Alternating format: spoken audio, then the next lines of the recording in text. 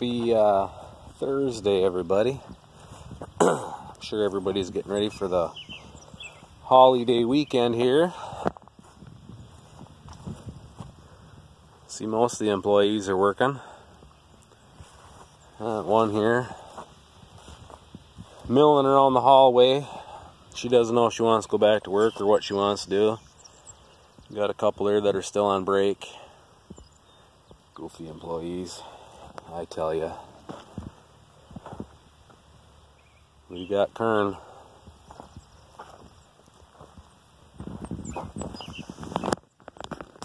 We've got corn. So this is the corn planted on May 5th.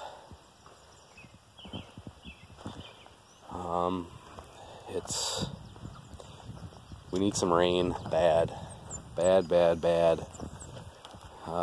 Every time they give us a chance of rain, it never reaches us.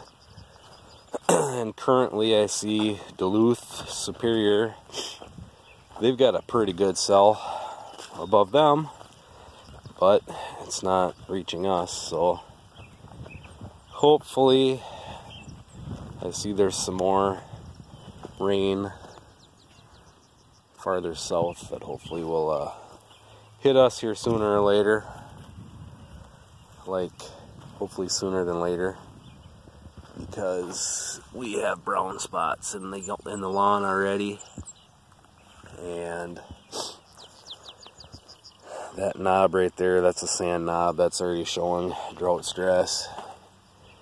Got a few other spots too that we need some rain. Totally different year than last year, let me tell you what. With the late winter, late spring, however you wanna say it. And then not very much precip since the snow has left. I think we're at like 4.5 tenths or something like that, they said. Be nice to get some rain on these oats. And you gotta dig down quite a ways to find any moisture. We're down 2 inches here before we hit much moisture, so there's a little bit. There's a cat.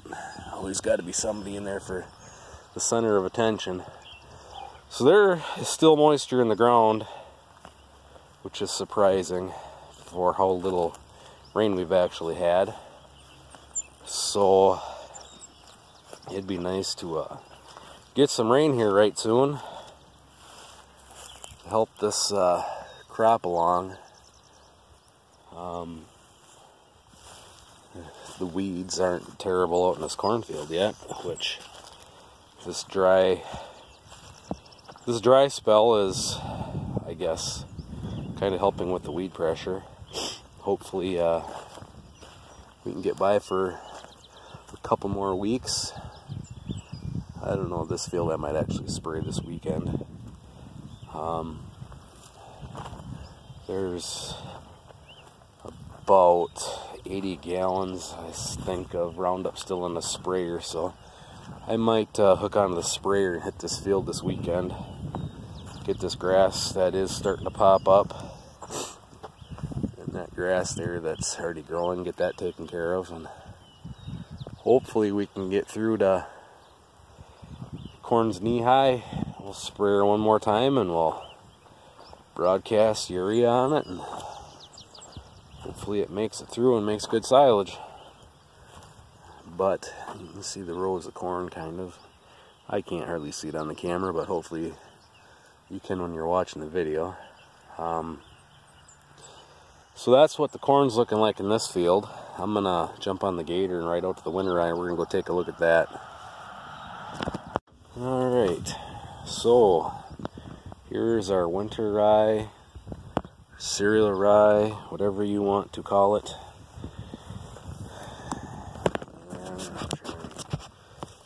Here's my knee. So this is how high we are. Maybe the camera's too close, I don't know, I can't see. But here's my knee. So I would say we're about 2 feet tall, a little over 2 feet. Just 2 or 3 days ago, this was about 6 inches shorter, so it's really shot up here in the last day or two. But as you can see, got seed heads in there. Really, a guy should hit this with some urea.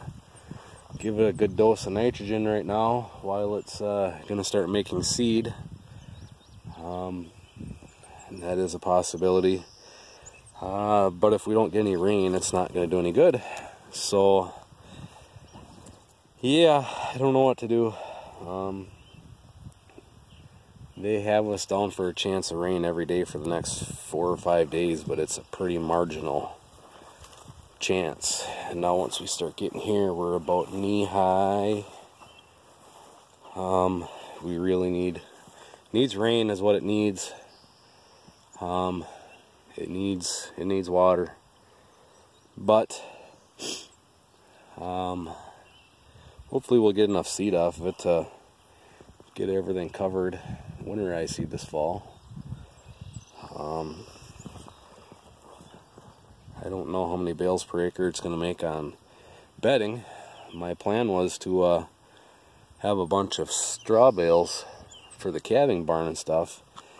And I'm thinking when I combine this, I'm going to engage my knives and my straw chopper and kind of chop it up a little bit so it's nicer to shake out for bedding everybody down. But, you know, even with what it looks like right now, there's still going to be a decent amount of bedding here, you know. And a guy probably could have planted it heavier. But when you're buying seed, it's hard to go and throw more seed in the ground than you have to, because it's not cheap when it's $15, $16 for a 50-pound bag. Right here I must have had a tube that was plugged up, because you can see spots where there's seed and then nothing. I do need to order some seed tubes for my drill. That's obvious. But we're getting there. Like I say, we've got heads starting here and there. You know, that's a good 4-inch long seed head. So there could be a fair amount of seed here. But I think we're going to need some rain to get it to fill out. And probably a good shot of nitrogen here. I could get out the herd spreader and put it on the 40-20 and go down and buy some bagged urea and have it on hand. And then if the rain starts to come, or if it looks like there's a promising chance of getting some rain, I could come out here with 40-20 in that spinner spreader and put 100 pounds the acre on here quick, and that would certainly help these seed heads fill out. But our hay is awfully short. I mean, that orchard grass there isn't even 2 feet tall, and it's already headed out. It's just stressed too much. But whatever, let it make seed heads. We'll cut it late, knock a lot of that seed back to the ground, and it should come back thicker. Might as well grow our own seed instead of buying it, right? Here's our May 12th planting. We've got corn coming out of the ground. Some spots there's no corn up yet, other spots you can see it's 2, some 3 leaf. It's getting there. But on this gravel and sand, it needs water. This is why I do not do tillage, because we have too many years like this and not many years like last year where the rain never shuts off. This farm does awesome on years that everybody else has flooded out. On years that it's dry, we gotta do everything we can do to conserve the moisture. So part of that conserving moisture is going to have to be to try and stunt this clover so it slows down and doesn't use as much water. I don't necessarily want to get rid of it, because once we put cows out here this fall, this is forage that they can eat. know where that came from? You guessed it. Cow or a steer lot. I don't have rocks on my farm. All that stuff comes from the pens. That's why I want concrete so bad. So we got a crop. We just could use a little bit of moisture. And here we've got a bunch of grass starting to come. This spot right here, I had the feed bunk for the cows. I was feeding corn silage for a while they were out here on corn stalks. And you can see here where the ground had been disturbed from hoof action, which is very similar to tillage equipment. There's a lot more grass popping up versus areas that are undisturbed and still has a lot of corn fodder. But now, if you pull this fodder back, try and get out of the sunlight. Look how dark that soil is. There's plenty of water right there. And now you go right here, that's dry. So the idea is to have protection to the soil. It's kind of like yesterday we bought a patio set, and sitting on the chair sucks until you put up that patio umbrella and you're in the shade. And all of a sudden life is more enjoyable. It's kind of like this fodder and mulch on top here. That ground is cool to the touch, it's moist, and it's going to be healthier soil and more active with the microbiology that's in it because it is cooler. So, taking the same concept with our comfort and applying it to the fields here for all the microbes that are in the soil. So, that's the future right there, boys and girls. Hopefully we get a couple shots of rain, we get this crop up, and then whatever is up to God after that, I guess. God and Mother Nature. I'm not worried about making a bumper crop. All I need to do is make enough to feed them hungry mouths. I gotta keep them employees fed. So, anyhow, that's what's going on here. And you can see here, I'm gonna have to come back through and spray. I don't know exactly what that weed is. I don't know if this is, I don't really know exactly what water hemp is, but my lighter dose of Roundup on here didn't kill it, but it sure hurt it. So now once we come back and respray this with a heavier dose of Roundup to try and get us through the rest of the year, hopefully it'll knock it out.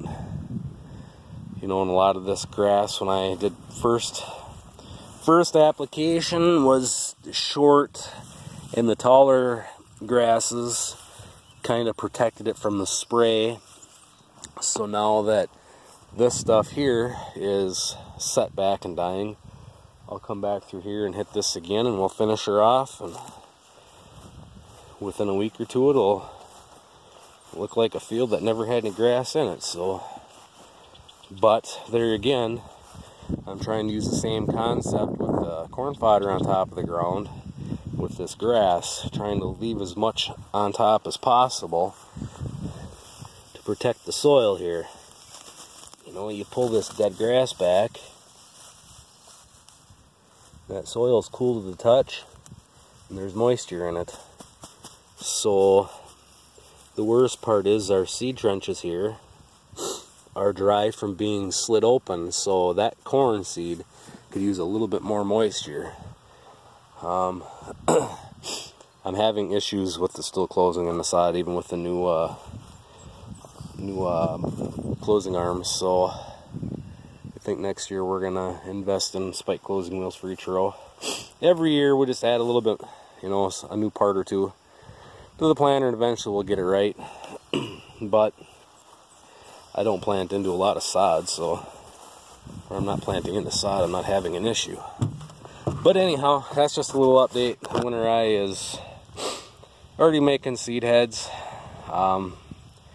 which, you know, the stuff I cut last year on May 15th had seed heads, but it was a good 1.5 feet taller, so oh well, it is what it is.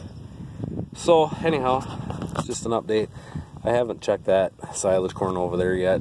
That was planted 3 days later than this, and this has just started emerging within the last 2 or 3 days, so I don't suspect any of that corn is up yet, but I'll go check it next. So anyhow, that's what's going on. Hope you all have a great Thursday, and if I don't make another video before, I hope you all have a great holiday weekend. For those in the US, I don't know if Canada has anything going on this weekend, or any other countries, any of my friends from around the world. So anyways, hope you all have a great weekend, stay safe, and I'll catch you all on the next one. This is the last cornfield that was planted. All this corn is all emerging too. And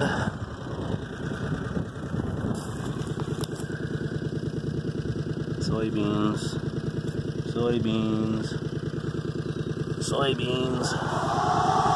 Yeah, buddy.